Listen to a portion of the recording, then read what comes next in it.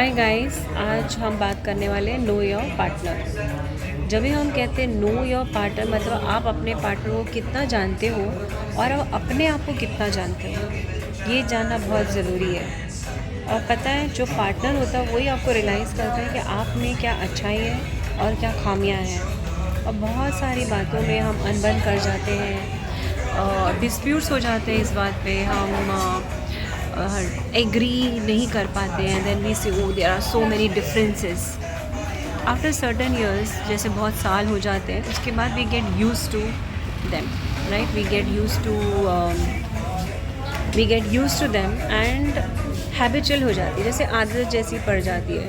May be if you have fiance for 2 years and 3 years, या बचपन के आपके चाइल्डहुड से you are going on with someone for 5 years और 10 years के भी ऐसे कपल हैं जो मैंने देखे हैं, जो बहुत सालों से होते हैं। When I meet that couple individually, they say कि नहीं, अभी बस हो गया, I think we need a change, we need to stop, we need a gap, और we need to just take a chill pill. So ये सारी बातें सुनने मिलती है when I meet youngsters and they talk about it. तो यहाँ पे बात आ जाती है हैबिचुअल की। हमें एक दूसरे की इतनी आदत हो जाती है कि अरे मेरा बर्थडे है तो किसी ने स्पेशल बर्थडे सेलिब्रेट नहीं किया, या कोई ओकेजन आ गया, जैसे रोज़ डे हो गया, वैलेंटाइन डे हो गया। बहुत सारी एक्सपेक्टेशंस रहती है, स्पेशली जो गर्ल होती है उसको बहुत सारी एक्सपेक्टेशन होती है, and she is very sensitive about these things. अगर आपने उनको पूछा नहीं, या आपने उनको बाहर नहीं ले गए, या फ्लावर्स नहीं दिए, या गिफ्ट नहीं मिला, तो वाकई में वो बहुत बुरा मान जाती है। तो you should be very very careful, and girl will always try to, आप बोलेंगे अभी हमें भी तो गिफ्ट चाहिए, हमें भी फ्लावर्स चाहिए, हमें भी कार्ड्स चाहिए। So yes, why not. So it goes both the ways, चाहे वो लड़का हो या लड़की हो। So it has to go both the veg.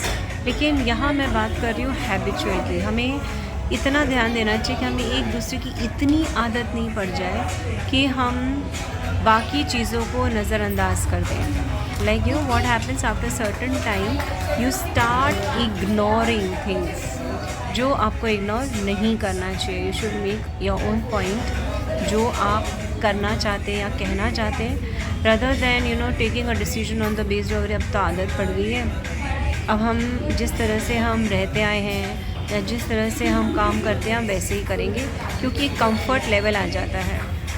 Change is always disturbs your lifestyle, disturbs your thinking, disturb होता ही होता है, लेकिन दैट इज़ इम्पॉर्टेंट और वो ज़रूरी है। तो हैबिचुअल को तोड़ना ज़रूरी है। जैसे आप सुबह उठते हो, चाय पीते हो, नहीं हम आज चाय नहीं पियेंगे, today will have morning juice.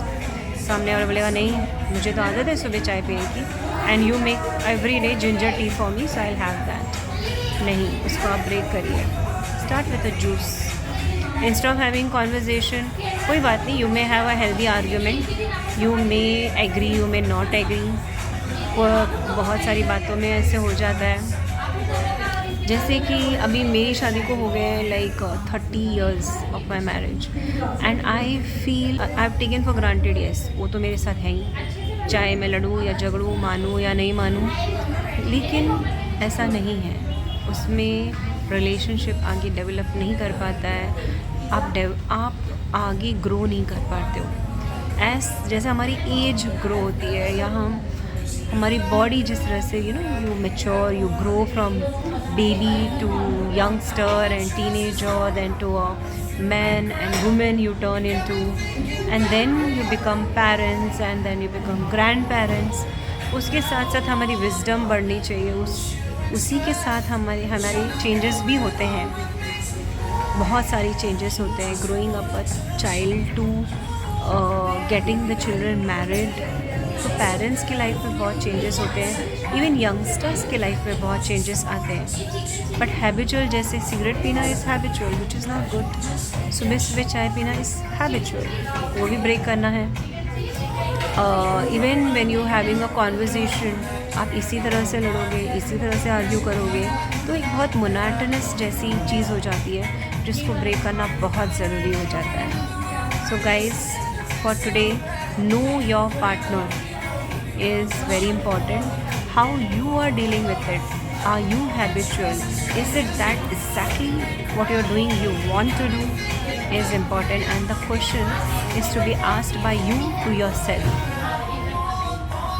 So signing off, Rinku Chopra. Like करिए और शेयर करिए.